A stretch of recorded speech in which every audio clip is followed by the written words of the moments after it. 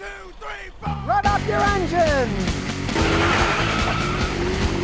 There's an interesting one. It turns out that Wells Fargo is worrying about default on loan and is not making loans to most independent car dealerships. Now, a lot of people don't comprehend. They don't know business. Places that sell cars, they don't own the cars they're selling. What they're doing is they borrow money from a bank to pay for cars. If they default on the loan, the only thing the bank can do is take the cars. And since banks don't really sell cars for a living, especially mass amounts of them, they don't want those cars back. So Wells Fargo now, and it went to a head with the virus, has decided they're no longer going to make loans to most independent car dealerships. They're in kind of a bind to begin with. If you know anything about the history of Wells Fargo, they did all that fake selling, upselling to people, and then they had to pay a $1 billion fine to the government for fraud that they've done, and they put all kinds of rules on them. Well, now, of course, the Wells Fargo guys are complaining that it makes them hard to do business with people with these regulations that they had to put upon them. Yeah, because they cheated people out of all that money, right?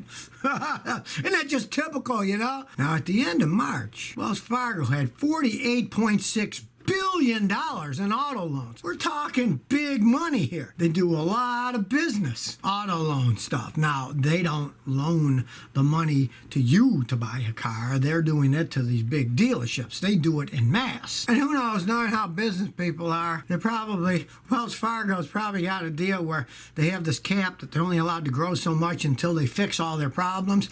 Looks to me like they're kind of whining, trying to set it up so that they'll get rid of this cap so they can go back on their merry way of doing sneaky deals on people and getting away with it because they'll stop the regulation that they have. That'd be kind of interesting to see what happens. But as it stands now, they're saying they're cutting loans to these independent dealerships because it's too risky now. But they have billions and billions out already. I mean, it's not like they don't have risk there anyways. I think it's kind of a political ploy, a big move like that to try to scare them, to shake up the politicians so they'll change the regulations so they can go on their wild and woolly way. All right, if you're thinking about buying a car loan interest rates hit a 7-year low. But to me, that's still overcharging. The average came in just 4% in May. Hey, take a look at the regular interest rate. You put your money in the bank, they're not even giving you 0.5% interest. And these clowns are charging 4%. So it's not like they're not making money on the deal. You know, they act like, oh, it's an all-time low. They're still taking you to the coals. And then, unfortunately, the people see things that say 0% interest on new cars. They don't comprehend that. Yeah, so they're charging you 0% interest. Well, they've got the price so high of the car that more than compensates for the interest. You better be out cutting a deal and knocking 10, 15 grand off the price of the car and paying 4% than you are getting 0% on a real high price. They're going to get you coming and going with that one, you know? Low of 7 years.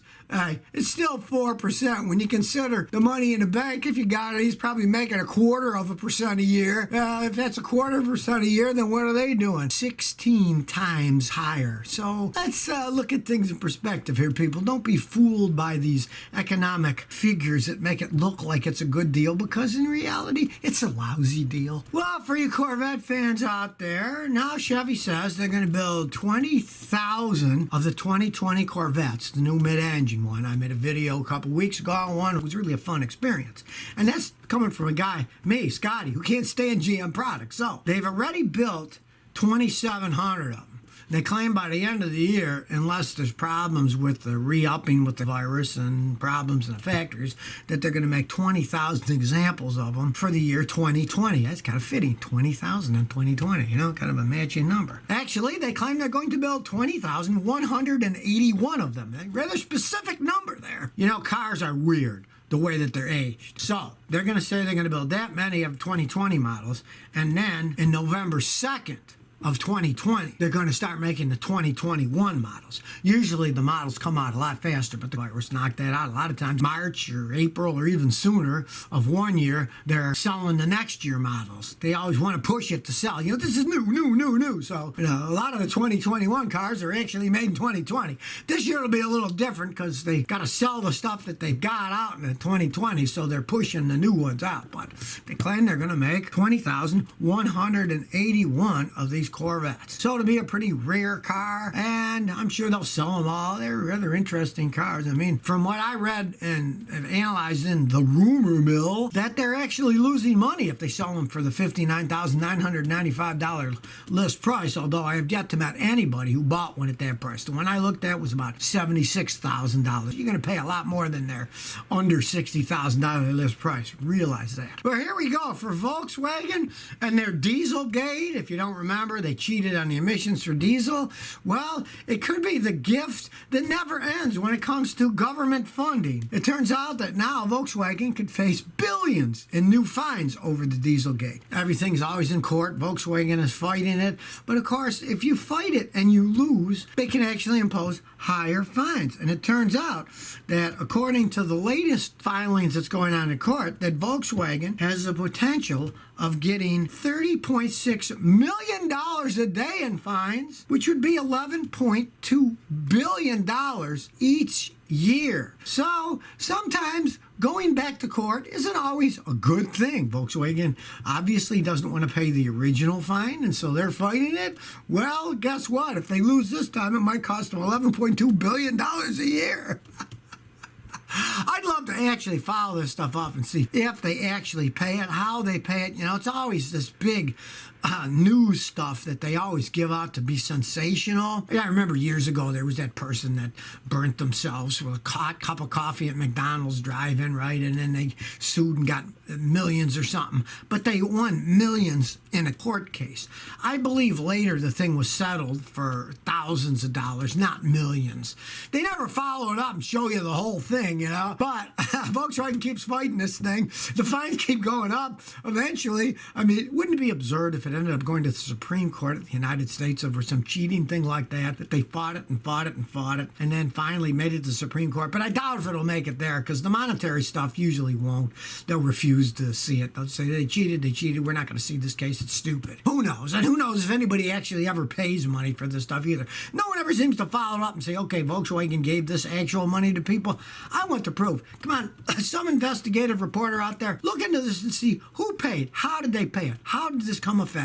Or is this just words and figures that are thrown out, like the woman who got the millions of dollars court judgment for spilling hot coffee on herself, who actually never received any of those millions, but just a few thousand when it finally came down to what are people going to settle, and then stop going to court to take a settlement. Charles Yuzma says, Scotty, you recently mentioned a way to cycle hybrid batteries. How is it actually done? My mechanics don't know anything about it. Well, your mechanics should not be working on hybrid cars then, because they don't understand them. You have a hybrid car. You need a mechanic for it. You're going to have to find a mechanic who specializes, has the equipment, the knowledge, the scan tools, the database to work on the things, because they're very complex vehicles. People that's all that they work on, or they definitely specialize in them, they do have the equipment. There's an interface that plugs into the hybrid car, and then it runs through a laptop, and it does various types of cycling and rejuvenation of the battery. It takes hours. You got to have a mechanic who has that equipment and knows how to operate. If they don't waste your time. The guys you talk to don't know much about hybrid cars. Don't take a hybrid car to them to get it maintained, because they don't understand how it works. As I've always told people, I'm not a hybrid fan myself, because